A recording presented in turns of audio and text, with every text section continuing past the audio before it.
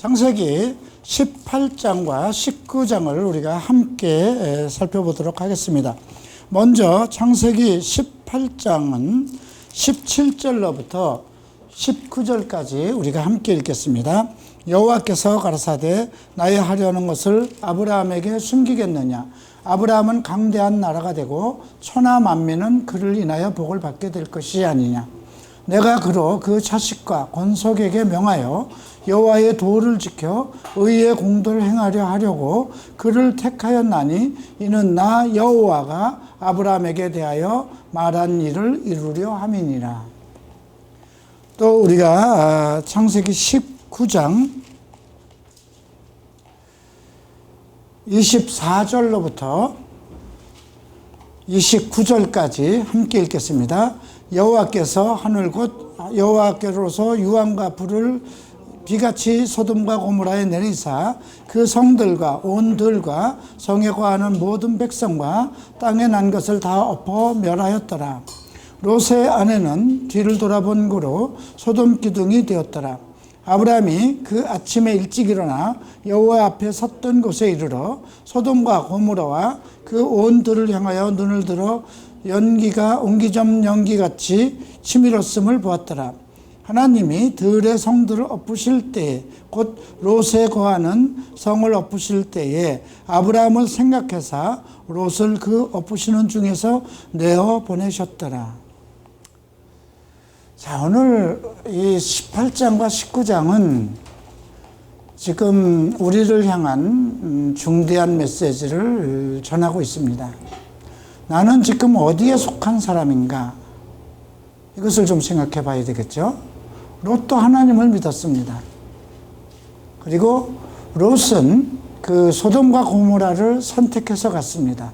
소돔과 고모라를 선택한 것은 그곳이 애굽과 같았고 또 에덴 동산처럼 정말 물질이 풍부하기 때문에 그곳을 선택한 것입니다. 아브라함은 원래 자기가 가나안 땅으로 올 때 그곳이 어떠한지를 알지 못하고 떠났다고 했습니다.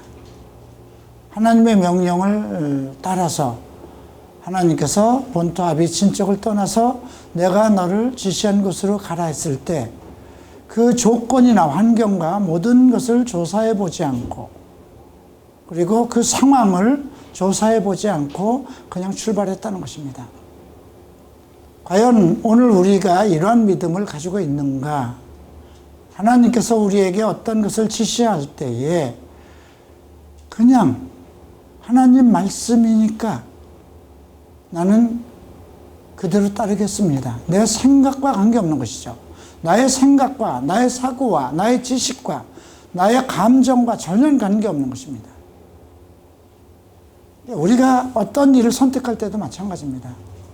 교회에서 교회를 또 움직일 때도 마찬가지입니다. 원래 아브라함은 그 사람은 하나님의 부름으로부터 믿음을 가지고 하나님을 믿었기 때문에 그럴 것이다. 아닙니다. 갈대아 우르에서 있을 때에도 그는 하나님을 믿었습니다. 그 아비가 우상을 섬겼다 하더라도 그는 셈족이고 아브라함이 58살 때까지 살아 있었습니다. 그래서 셈을 통해서 충분히 하나님의 계획과 모든 그 에덴 동산에서부터 아담의 실패와 또 많은 사람들이 죽임을 당했던 모든 이야기, 노아 홍수로 통해서 그 이후에 하나님이 새로운 나라를 시작하고 노아의 세 아들로 이제 새로운 인류의 역사를 시작한 모든 것에 대해서 들었습니다. 우리가 그런 걸 생각했을 때 지금 현 상황에서 아직 종말의 시대는 오지 않았어요. 그러나 지금 우리가 창세기 19장에서 보는 것과 같이 종말의 날은 반드시 옵니다. 그래서 우리가 창세기 19장과 18장을 볼 때는 지금 오늘날 우리에게 하나님께서 내게 어떠한 메시지를 전달해 주는가 이런 것을 조명해 보고 또 내 믿음에 적용해 보는 그러한 시간을 가져야 될 것입니다. 우리가 창세기 19장에서 언급된 것은 여러분들이 다 아는 것과 같이 동성애 문제입니다. 원래 소돔과 고모라는 물질과 과학 여러 가지 가장 아마 그 시대에 풍성하고 뭔가 사람들의 육체와 향락과 사람들의 인생으로서는 즐기고 살 수 있는 모든 것이 풍부했던 곳으로 그렇게 사료됩니다.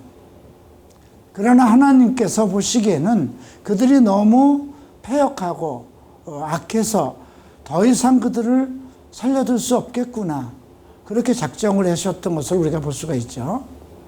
지금 오늘날 상황을 한번 생각해 보세요.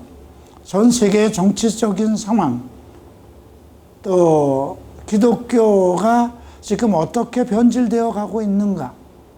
우리가 유럽에서 기독교가 어떻게 시작했는지는 그 역사를 통해서 잘 몰라요. 그죠?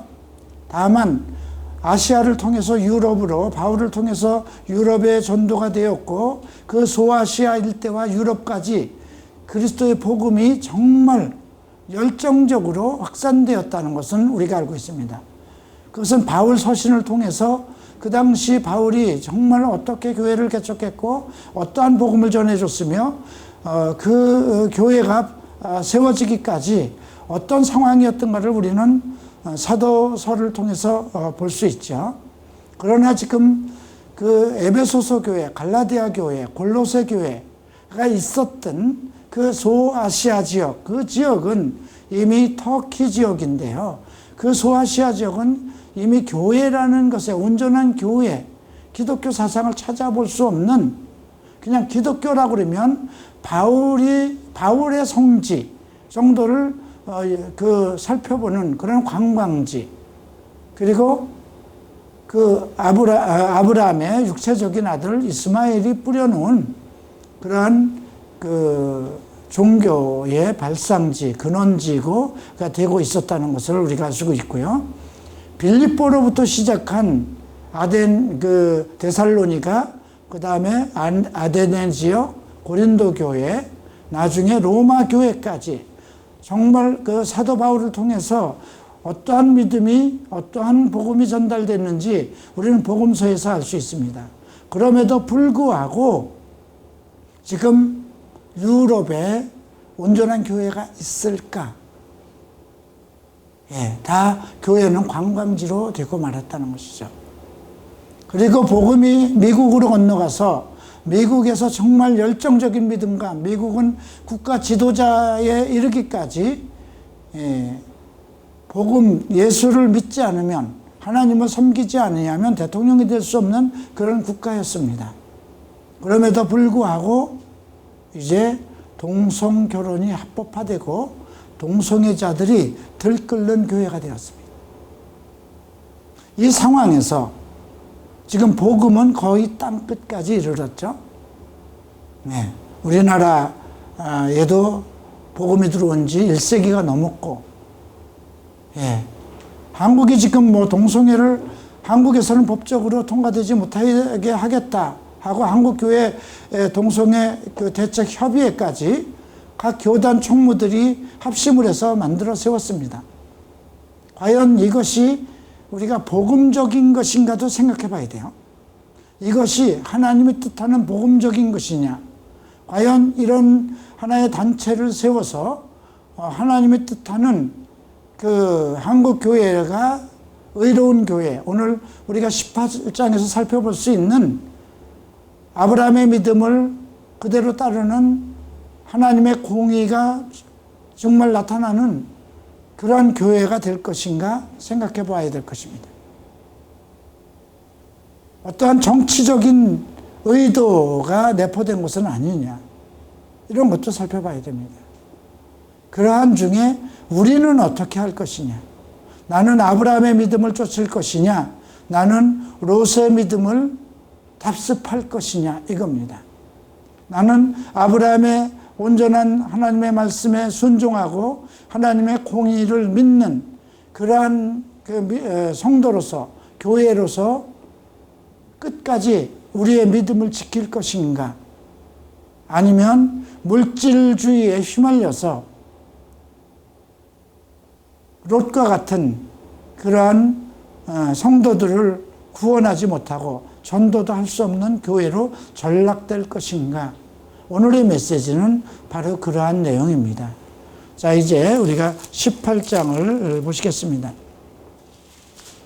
우리가 17장에서 13년 만에 하나님의 그 말씀이 아브라함에게 주어졌습니다.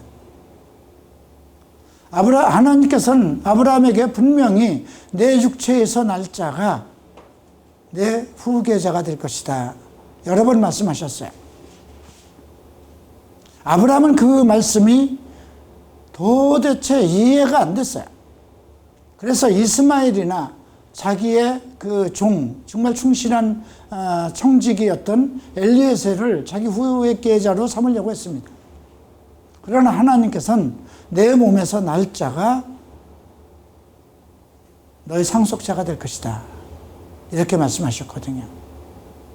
조금 더 물어보고 조금 더 기다려보고 하나님이라는 분이 도대체 어떤 분인가, 자기를 갈대아 우르에서 가나안까지 불러내서 애굽에서 있었던 모든 환난, 또 그 소돔과 고모라에 있던 롯이 잡혀갔던 그 네 나라 왕들과 전쟁에서 318명의 가신들과 가서 5나라 그 왕들도 이기지 못한 그곳에 가서 그들을 격파하고 롯의 일행들을 다 정말 구출해온 그러한 능력을 가지고 있었습니다. 하나님께서는 그때 너에게 정말 그러한 구원의 능력을 주신 하나님을 찬송할지라 하고 그는 정말 하나님으로부터 그 성찬, 오늘날 우리가 얘기하는 떡과 포도주를 받는 그런 영광을 누렸습니다. 그 후에 일어난 일입니다. 이스마엘을 낳은 것이. 왜 이런 일이 일어날까요? 그만한 이적과 기적을 체험했는데 인간은 현실 속에 살면서 자기 생각에 몰입되기 때문에 그렇습니다. 자기 환경의 범위를 벗어나지 못하기 때문에 그렇습니다. 하늘을 보면서 이 수많은 별들을 봐라, 내 자손들이 그렇게 될 것이다 했을 때는 아멘 하고 정말 자기의 믿음의 고백을 했습니다. 그것으로 아브라함은 의인이라는 호칭을 받았죠. 그럼에도 불구하고 그 이후에 의인으로서 온전치 못한 행위들을, 결국 하나님의 말씀을 온전히 믿지 못했다는 것입니다. 내 몸에서 아들을 낳으리라 했을 때 사라를 자기의 몸으로 하나가 된 그런 부부로 생각을 못했다는 것입니다. 예. 그래서 그 사라도 자기 몸이 이제 잉태할 수 없는 그러한 그 여인이 된 것으로 알고 여종, 그 애굽에서 데리고 왔던 하가를 이제 아브라함 처소로 들여보내죠. 그걸로 인해서 이스마엘이 탄생됐습니다. 이스마엘로 인해서 지금 이 전 세계가 이스라엘과의 대적하고 있고, 전 세계가 정말 우리가 우상이나 다른 불교나 유교나 이런 종교보다 그런 종교를 두려워하지 않는 것이 아니라 이스마엘 그 자손들로 하여금 서로 그 대적 관계를 가지고 있는 그 영적 전쟁을 겪고 있죠. 이제 그러한 가운데서 우리가 아브라함이 어떤 믿음을 가지고, 아브라함의 믿음이라는 건 과연 무엇인가? 그럼에도 불구하고 하나님은 아브라함을 우리 모든 열방, 모든 사람들의 믿음의 조상으로 세웠다는 것입니다. 그래서 이스마엘을 낳은 후에 하나님은 13년 동안 침묵하셨어요. 아브라함과 대화를 안 했어요. 그래서 우리가 지난주 창세기 17장에서 너는 내 앞에 행하여 온전하라, 그죠? 온전히 행하라는 뜻입니다. 내 말을 귀로만 듣지 말고 내 말씀을 그대로 온전한 믿음으로 받아들이고 네 삶 가운데 그대로 적용시키라는 것입니다. 나는 엘샤다이, 나는 전능자 하나님이라 했습니다. 이 엘샤다이라는 이 말씀이 나중에 우리가 또 후에 또 볼 수가 있는데요. 그래서 우리가 야곱에게 이제 엘샤다이라는 하나님이 또 나타납니다. 나는 전능한 하나님이다. 이것은 우리의 믿음이 온전치 못했을 때 하나님의 전능하심을 무엇이든지 가능하시다는 그런 것에서 떨어져 있을 때 필요한 말씀이기도 합니다. 지금 현재 우리의 살아가는 모든 환경과 처지, 상황, 이걸 생각하면서 과연 이것을 내가 해결할 것인가, 하나님께서 해결할 것인가, 이렇게 했을 때 내가 당면한 문제이기 때문에 하나님께서 하실 것이라는 그 믿음은 하나의 이상의 하나의 어떤 그 이상적인 거로만 치부할 수 있어요. 현실 쪽에서는 하나님께서 그것을 어떻게 하셔? 내 아이디어로 하라는 거겠지. 하나님께서 능력을 주시면 내가 하는 거겠지. 네.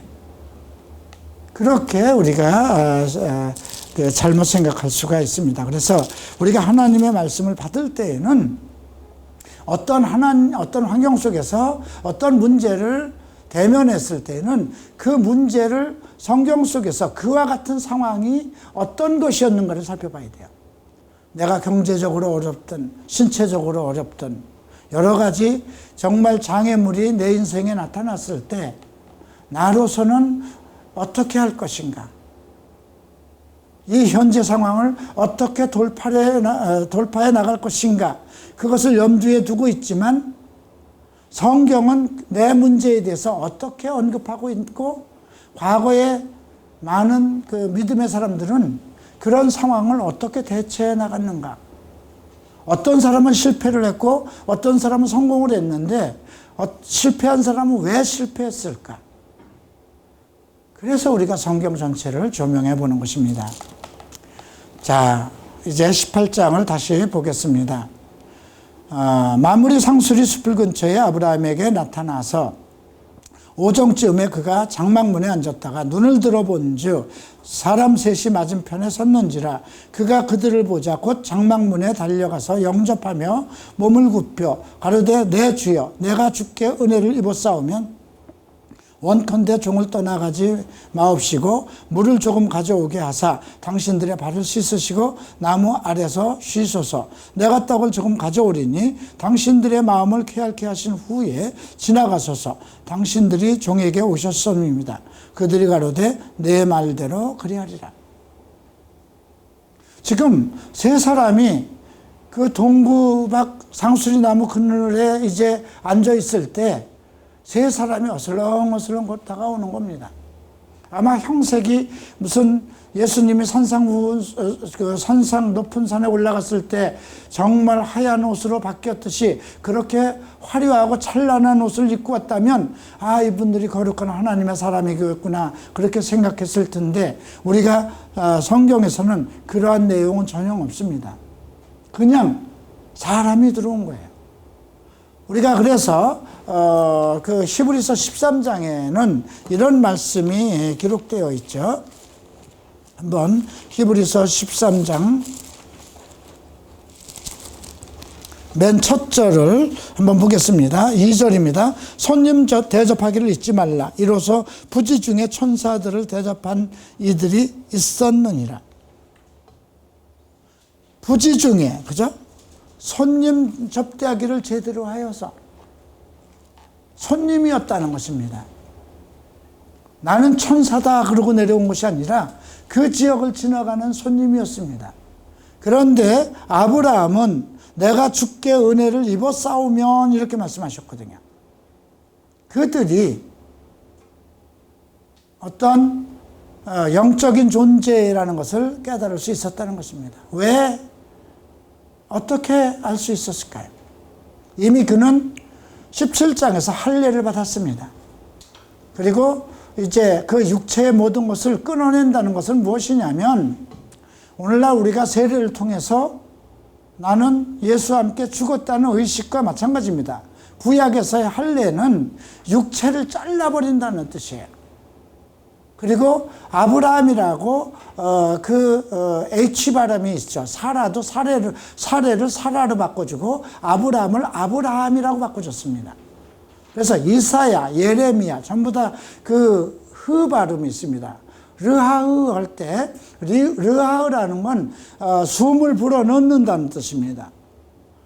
근데 창세기 우리가 그 2장에서 하나님께서 흙으로 사람을 창조하시고 코에다 생기를 불어넣었고, 또 예수님께서 부활하신 후에 제자들에게 나와서 코에다 성령을 받아라 하고 불어넣었던 것처럼, 그래서 르하으라는 그 H 발음이 각 사람들 선지자애들에겐 다 그런 것이 들어 있습니다.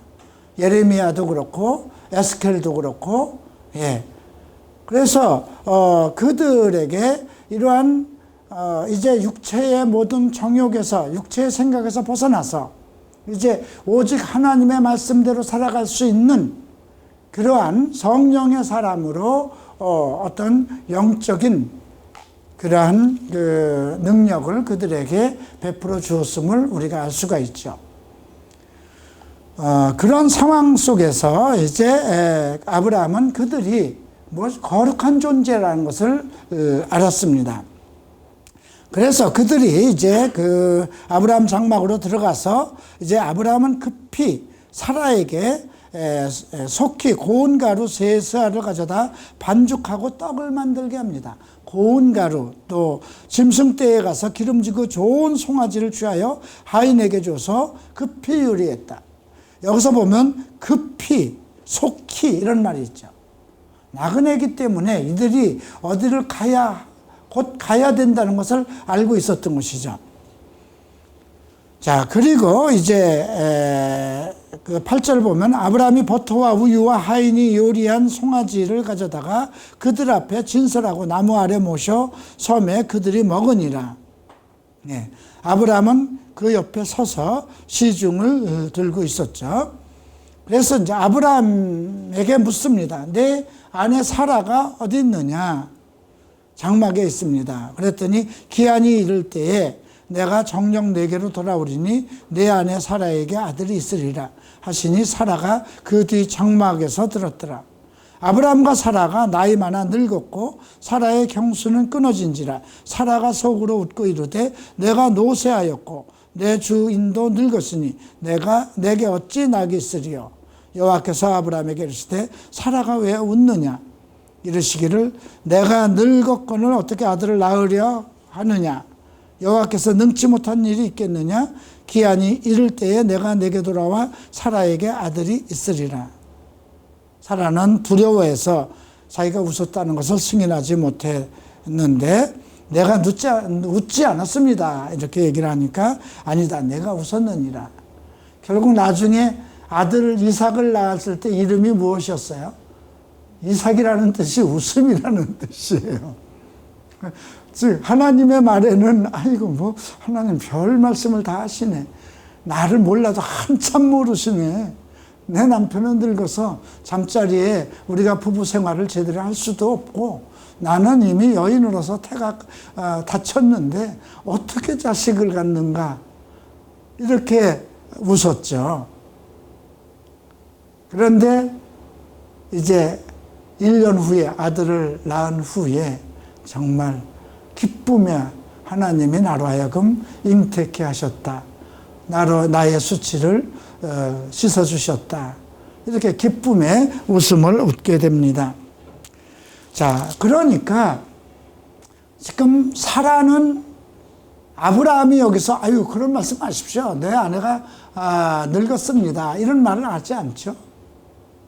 예, 아브라함은 이제 17장 이후에 할례를 받은 이후에 그래도 그들이 거룩한 하나님의 존재라는 것을 알고 그들을 섬깁니다. 그러나 사례는 아직 아브라함과 같은 온전한 믿음에 들어있지 못한 것을 알 수가 있죠.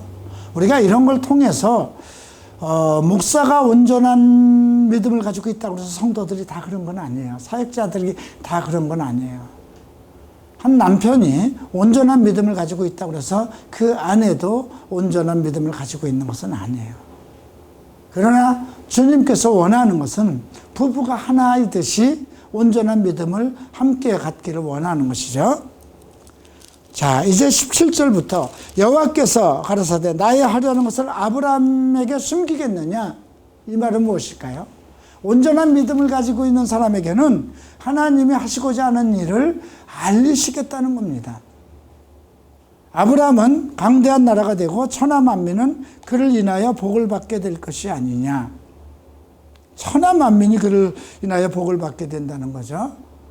예.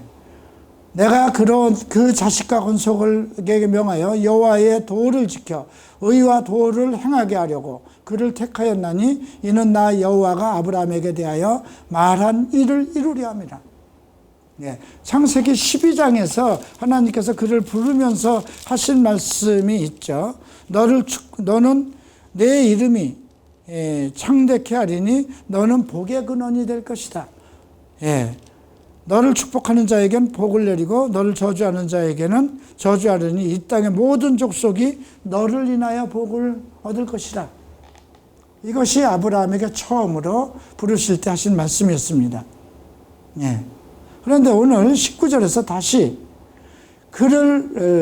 그와 그의 자식과 권속을 통해서 그들이 해야 할 일이 무엇인가를 언급하고 있습니다. 여호와의 도를 지켜 의의 공도를 행하게 하려고. 이 말씀은 오늘 우리에게도 똑같습니다.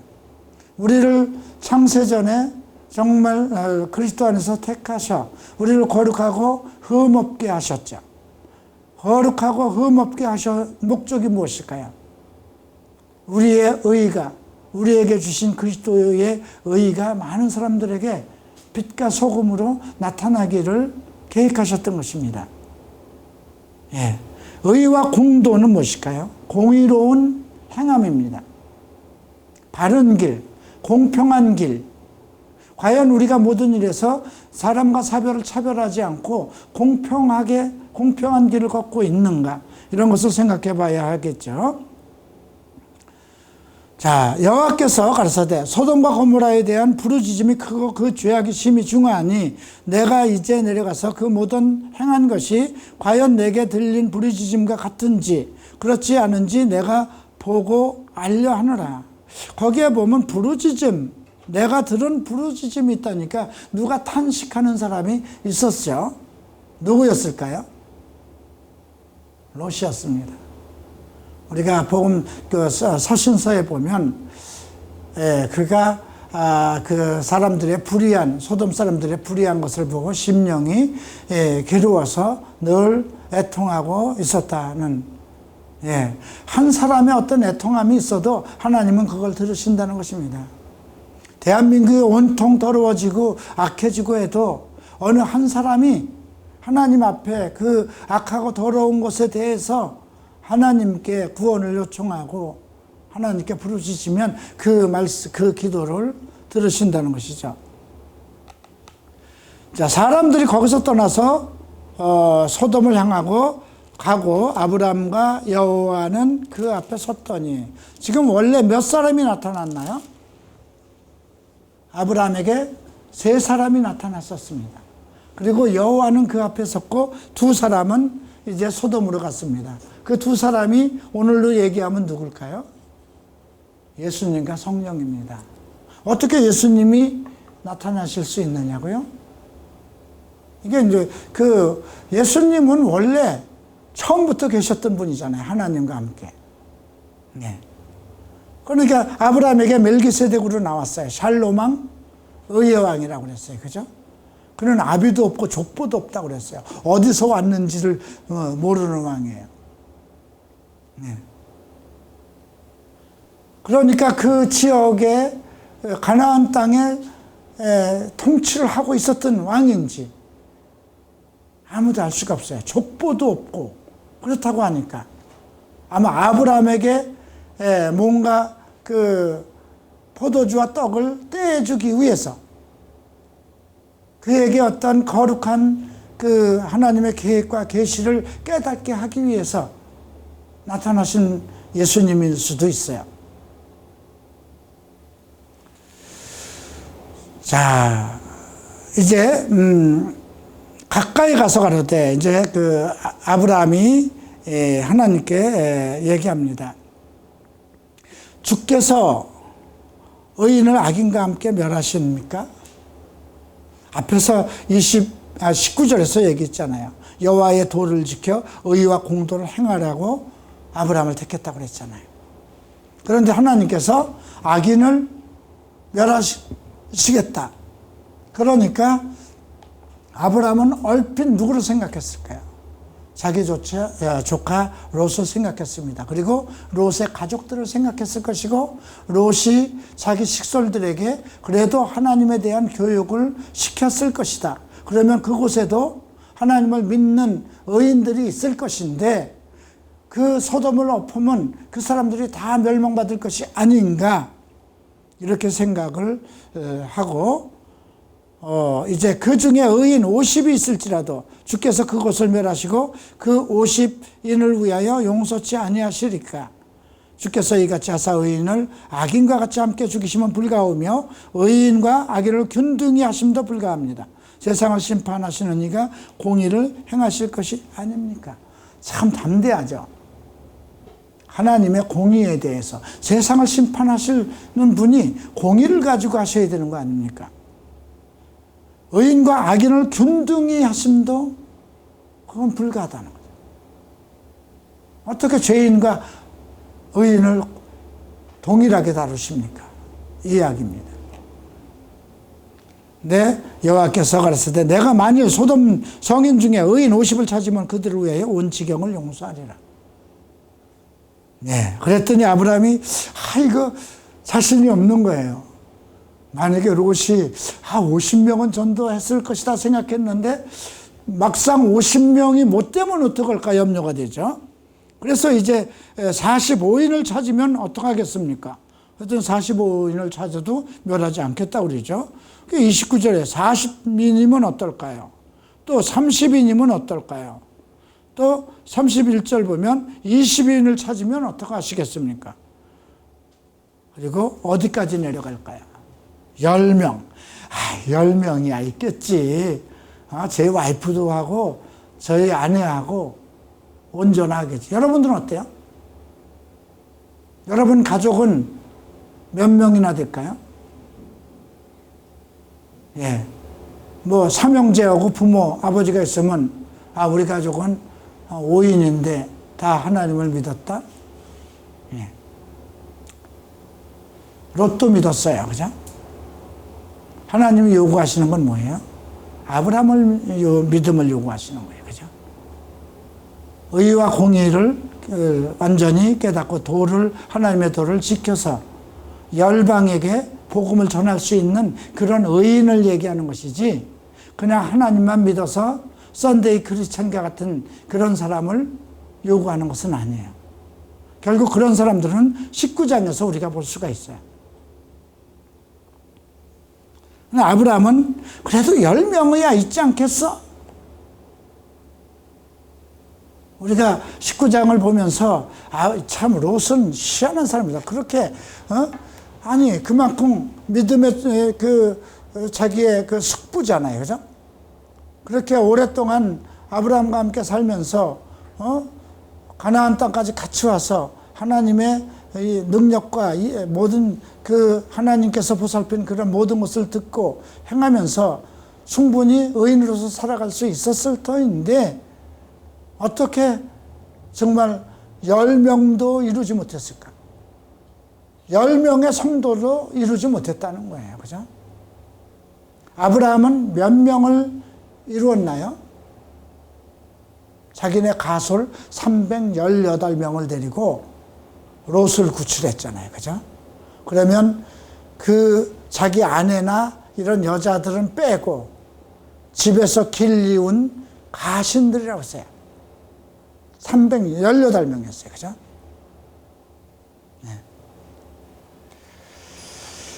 자, 이제 33절 보면 아브라함과 말씀을 마치시고 즉시 가시니 아브라함도 그곳에서 돌아갔습니다.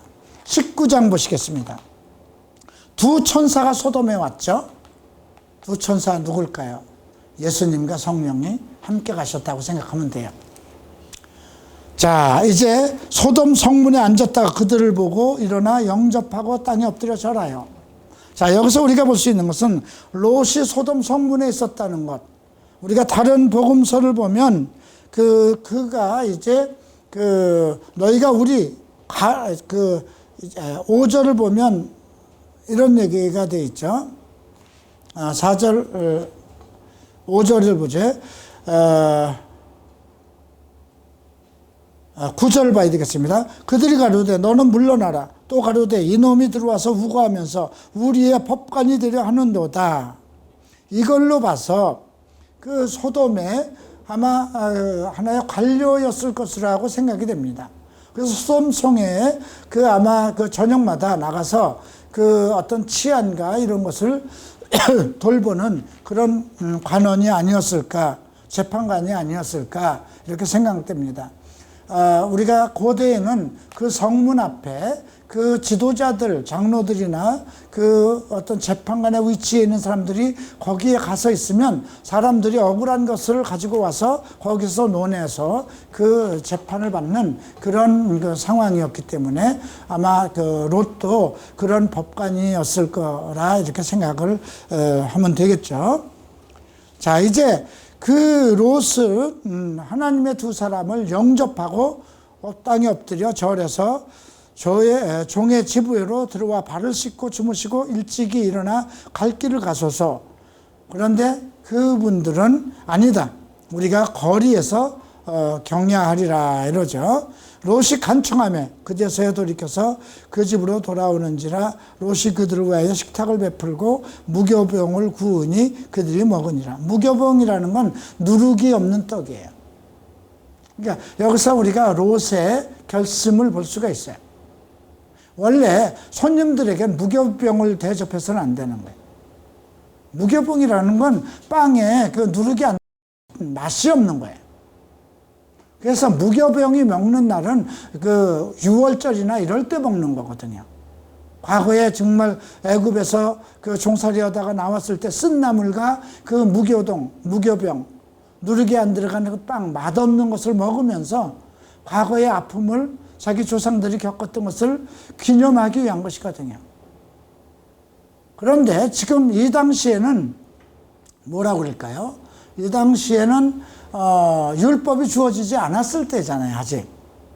그럼에도 불구하고 무교병을 먹었다는 것은 그가 늘 그런 마음으로, 정말 그런 마음으로 롯은 늘 애통하면서 하나의 어떤 죄와 싸우는 그런 믿음의 사람으로 살았다는 것을 우리가 알 수 있죠. 그들이 눕기 전에 그 성사람 소돔 백성들이 물어노소하고 나이가 있는 사람 젊은 사람 다 떼를 지어서 다 모여 그 집을 에워싸고, 에워져 쌌다는 건 한두 사람 아니잖아요. 그죠? 롯이 거기에 재판관 정도가 되었으면 롯의 집이 엄청 관리의 집이니까 컸을 거잖아요. 지금같이 아파트도 아니고. 그렇다면 그 집을 에워쌌다면 수십 명이, 어쩌면 수백 명이 될 수도 있어요. 예. 롯을 부리고 그에게 이르되 이 저녁에 내게 온 사람이 어디 있느냐? 끌어내라. 우리가 그들을 상관하리라. 그들이라고 찍은 걸로 봐서 두 사람을 다 본 거죠. 그러면 소돔 성문에서부터 롯의 집까지 걸어서 왔을 거잖아요. 그죠? 그러면 소돔 성문이면 가장 술집이라든가 창녀들이 있을 수 있고 가장 소돔에서 가장 화려하고 타락한 도시였을 거 아니에요. 그렇게 동성애자들이 정말 수십 명이 몰려와서 롯의 집을 에워싸고 정말 이렇게 문을 두들길 정도가 되었다면 그 지역에 과연 술집은 없었을 것이고 창녀들은 없었을까요? 동성애자들이 이렇게 많으면 다른 부분은 더 타락될 수 있는 것이거든요. 그럼에도 불구하고 여자의 이름들은 하나도 언급되고 있지 않다는 거예요. 롯이 문 밖에 무리에게 나가서 뒤로 문을 닫고 이르되 청하노니 형제들아 일어나 한 일은 행치 말라.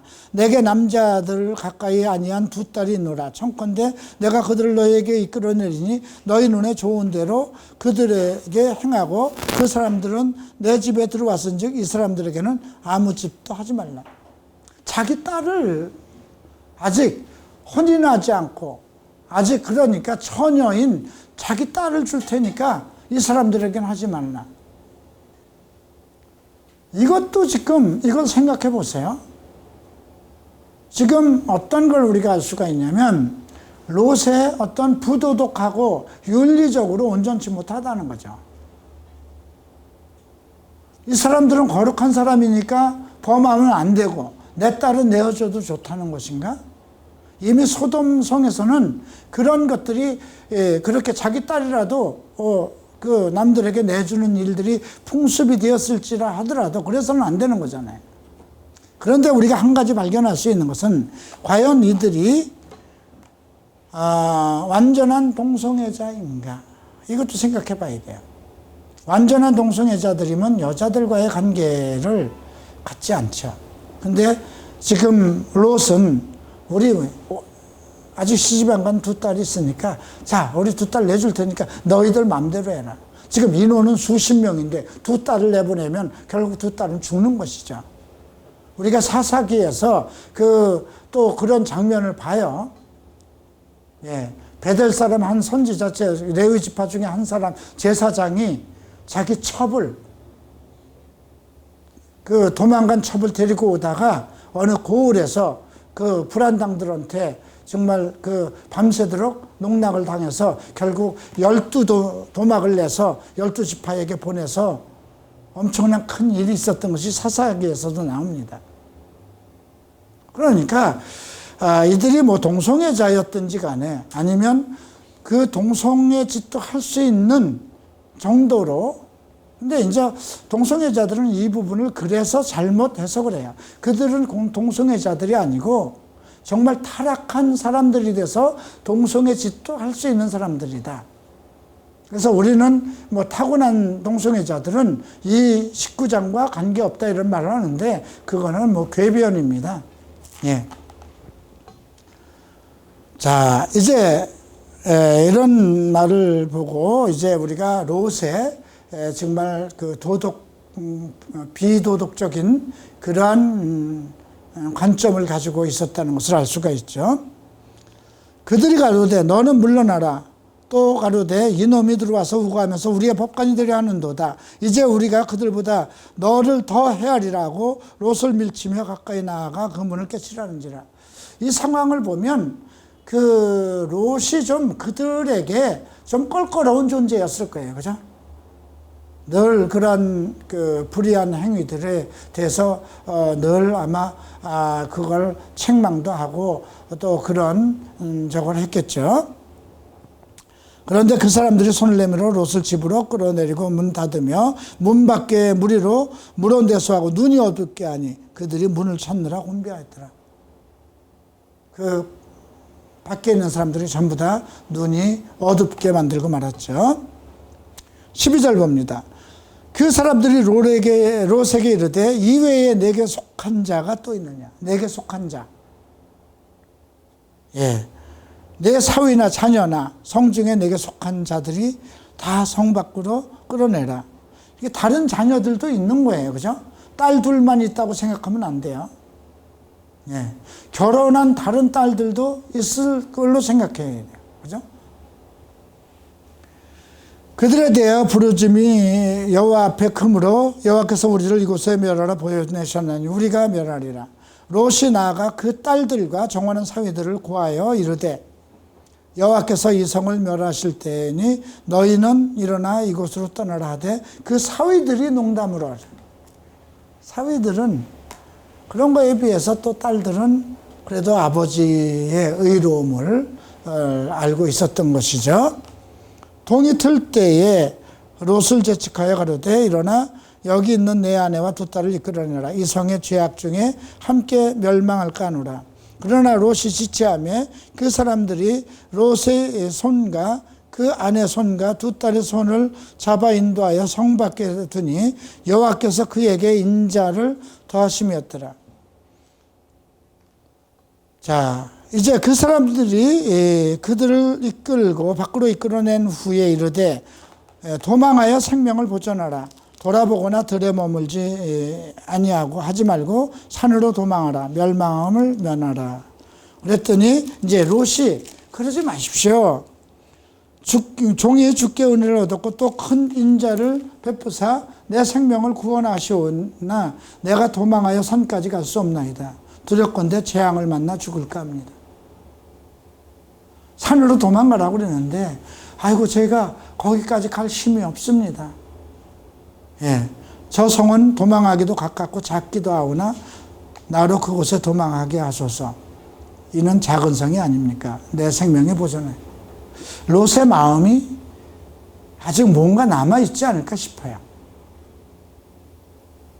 멀리 갔다가 나중에 그래도 그 소돔성에 다시 돌아오고 싶은 마음이 있지 않았을까 그런 생각도 있습니다. 그가 그러되 내가 이 일에도 내 소원을 들었은즉 너의 말하는 성을 멸하지 아니하리니 하나님께서는 원래는 그 작은 성까지 어떤 재난이 임할 수 있었던 거예요. 그런데도 하나님께서 거기까지 내가 들어주시겠다 이렇게 말씀하시죠. 그래서 속히 도망하라고 그러고 그곳의 이름을 소알, 소알이라는 건 적은 작다는 뜻입니다. 그러니까 이걸 통해서 우리가 롯의 믿음이 작은 것을 알 수 있죠. 조그만 그릇 같은 거, 옹기종지 그런 것 같은 걸 알 수 있죠. 롯이 소알에 들어갈 때 해가 돋았더라. 여호와께서 하늘 곧 여호와께서 유황과 불을 비같이 소돔과 고모라에 내리사 그 백성과 온들에 성하는 모든 백성과 땅에 난 것을 엎어 멸하였더라. 롯의 아내는 뒤를 돌아본 거로 소돔 기둥이 되었더라. 예. 근데 17절에서 그렇게 얘기를 하죠. 도망의 생명을 보존하라. 돌아보거나 들에 머물거나 하지 말고 산으로 도망가라.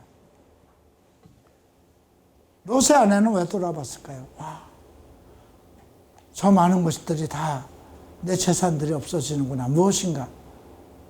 하나님의 명령에 대해서. 그러나 롯과 그 두 딸은 그래도 하나님의 말씀, 명령이니까 뒤를 돌아보지 않았다는 거. 거기까지만 해도 그래도 아마 딸 둘을 데리고 나름대로 믿음 생활을 했던 것 같죠.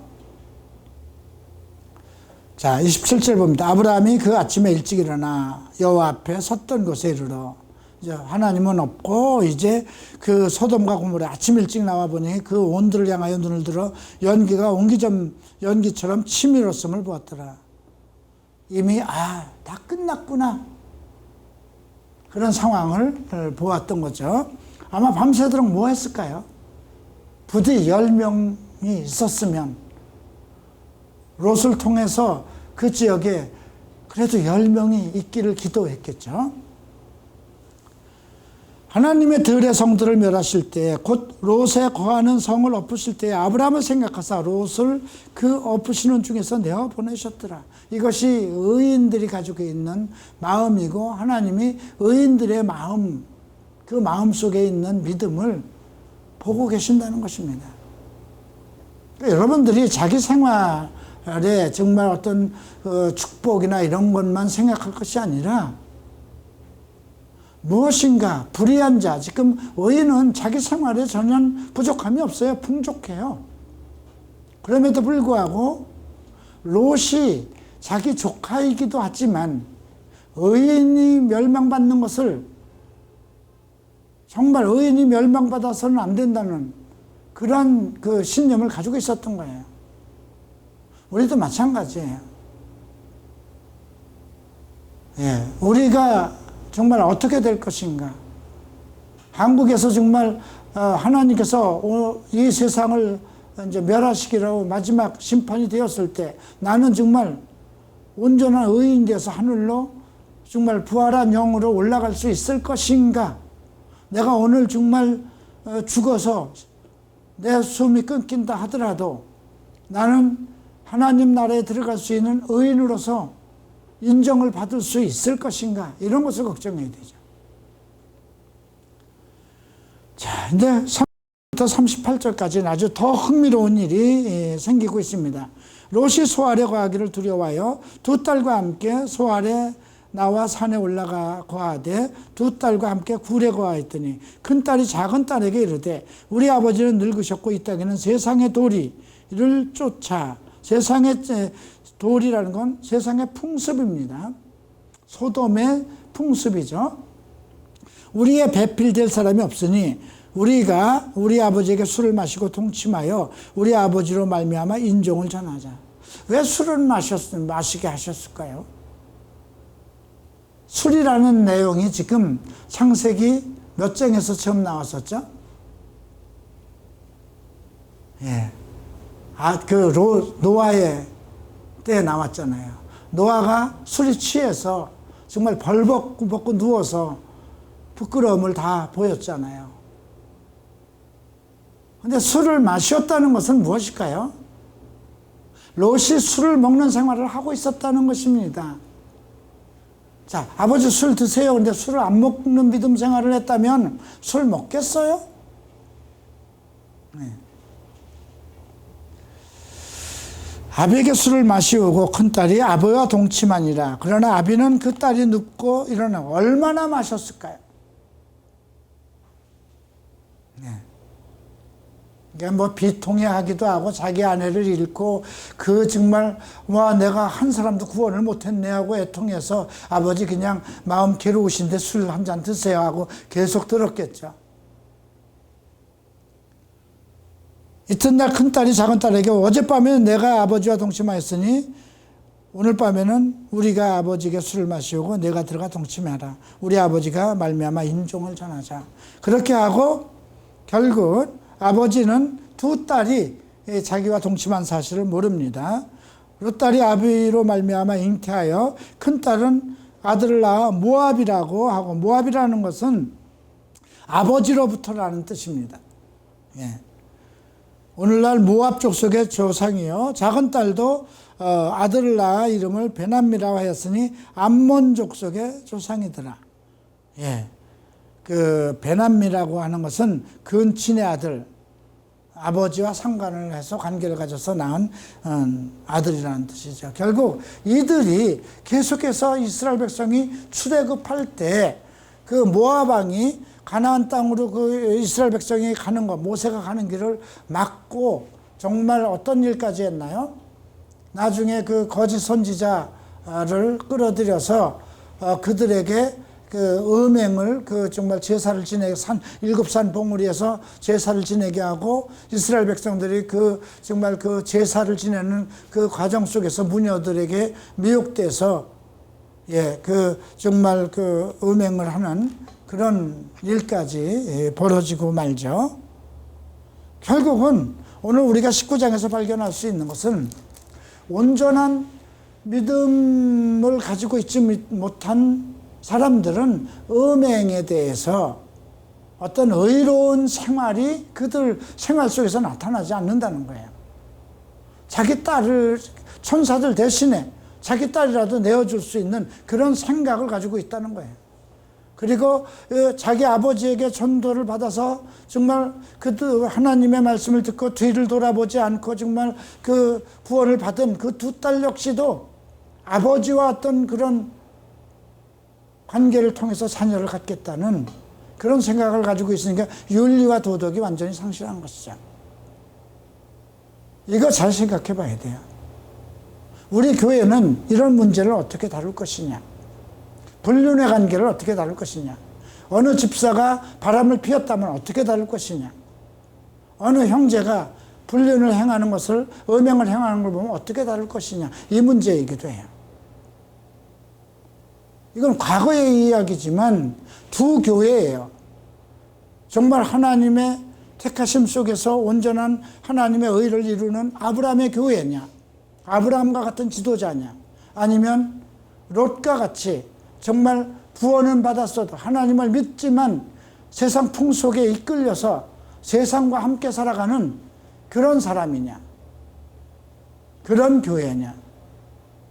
오늘 이 두 18장과 19장에선 오늘날 우리에게 전달하는 메시지는 네가 온전히 정말 하나님의 뜻대로 살아가는 그런 의인으로서, 믿음의 사람으로서, 교인으로서 그렇게 아브라함의 그 빛을 받고 살아갈 것이냐, 롯과 같이, 롯의 후손이 지금 어떻게 됐어요? 결국 하나님의 사람을 대적하고 이스라엘 백성들을 하나님께서 가나안 땅으로 이끌고 가는 그 길을 차단하고 그들에게 음행이나 저주를 퍼붓게 할 수 한 그런 거잖아요. 오늘 이스마엘의 들이 지금 전 세계에서 행하고 있는 것과 다른 것이 없잖아요. 그럼 한국교회도 마찬가지예요. 우리가 이단에 속한 뭐 신천지라든가 무슨 통일교라든가 이런 건 제쳐놓고 예수 그리스도를 믿고 있다는 기독교 안에서도 오로지 어떤 물질주의에 사로잡혀 있는 많은 교회들이 있다는 것이에요. 그냥 축복을 받기 위해서는 무엇을 하든지 축복, 은혜, 축복 이런 물질주의에 교회에 나오는 것은 하늘로부터 오는 어떤 그런 영적 축복은 거룩함과 의로움이거든요.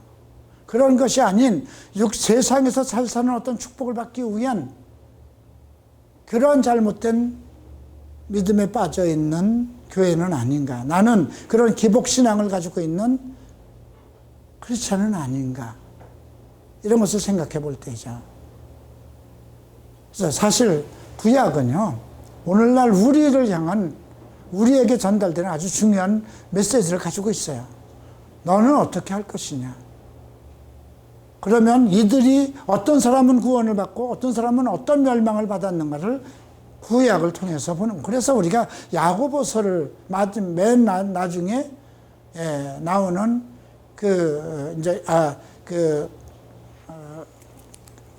맨 계시록 바로 앞에 나오는 유다서를 통해서 또 다시 이런 것이 거론돼요. 소돔과 고모라의 이야기, 또 하늘에서 내려온 천사들, 자기 주위를 떠나지 않은 천사들의 이야기.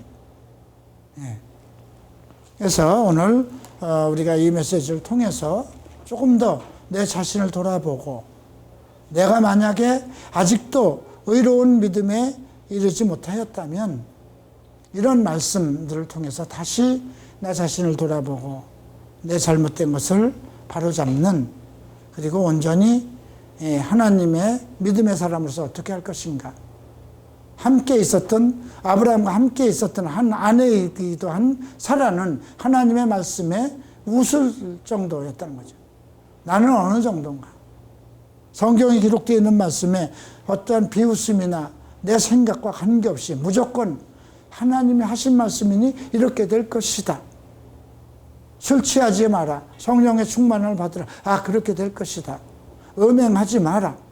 그러면 그 말씀이 내게 그대로 이루어질 것이라는 그런 믿음을 가지고 있을 것인가. 설마 내가 하나님을 믿는데 내가 정말 천국에 못 들어갈 것인가.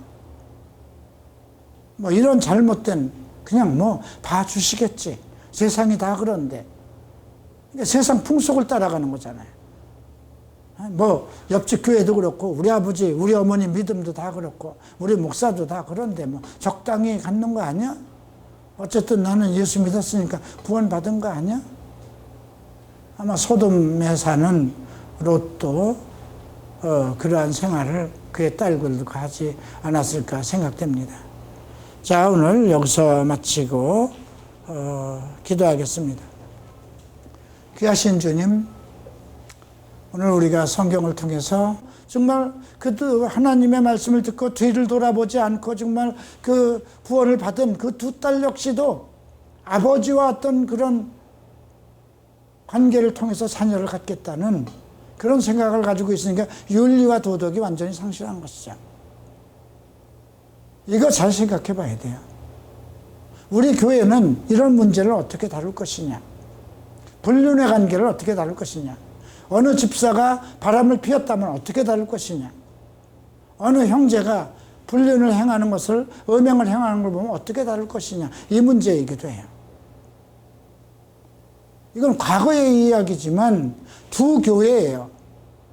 정말 하나님의 택하심 속에서 온전한 하나님의 의를 이루는 아브라함의 교회냐, 아브라함과 같은 지도자냐, 아니면 롯과 같이 정말 구원은 받았어도 하나님을 믿지만 세상 풍속에 이끌려서 세상과 함께 살아가는 그런 사람이냐, 그런 교회냐.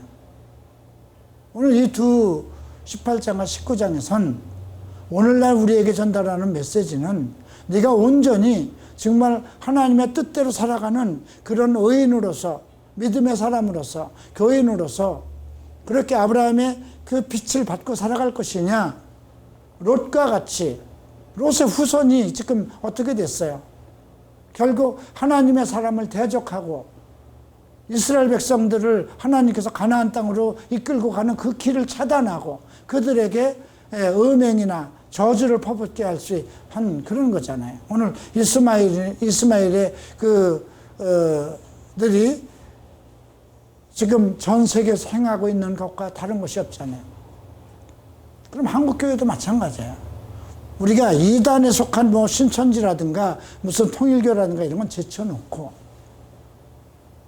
예수 그리스도를 믿고 있다는 기독교 안에서도 오로지 어떤 물질주의에 사로잡혀 있는 많은 교회들이 있다는 것이에요.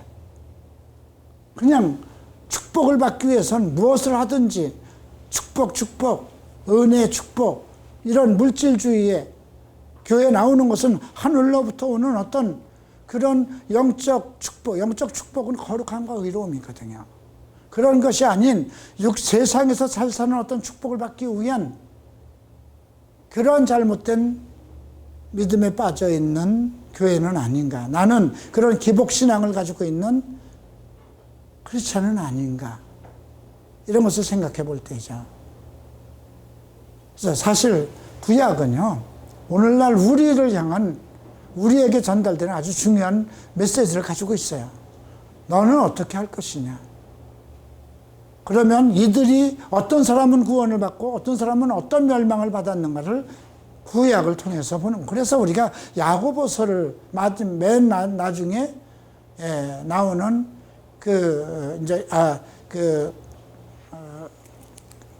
맨 계시록 바로 앞에 나오는 유다서를 통해서 또 다시 이런 것이 거론돼요. 소돔과 고모라의 이야기, 또 하늘에서 내려온 천사들, 자기 주위를 떠나지 않는 천사들의 이야기.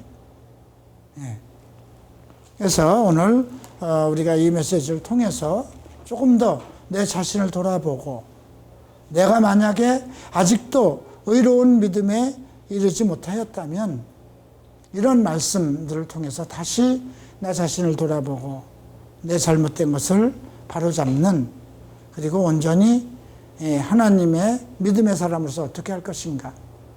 함께 있었던, 아브라함과 함께 있었던 한 아내이기도 한 사라는 하나님의 말씀에 웃을 정도였다는 거죠. 나는 어느 정도인가. 성경에 기록되어 있는 말씀에 어떠한 비웃음이나 내 생각과 관계없이 무조건 하나님이 하신 말씀이니 이렇게 될 것이다. 술 취하지 마라. 성령의 충만을 받으라. 그렇게 될 것이다. 음행하지 마라. 그러면 그 말씀이 내게 그대로 이루어질 것이라는 그런 믿음을 가지고 있을 것인가. 설마 내가 하나님을 믿는데 내가 정말 천국에 못 들어갈 것인가. 뭐 이런 잘못된, 그냥 뭐 봐주시겠지. 세상이 다 그런데. 세상 풍속을 따라가는 거잖아요. 뭐 옆집 교회도 그렇고 우리 아버지 우리 어머니 믿음도 다 그렇고 우리 목사도 다 그런데 뭐 적당히 갖는 거 아니야? 어쨌든 나는 예수 믿었으니까 구원 받은 거 아니야? 아마 소돔에 사는 롯도 그러한 생활을 그의 딸들도 하지 않았을까 생각됩니다. 자, 오늘 여기서 마치고 기도하겠습니다.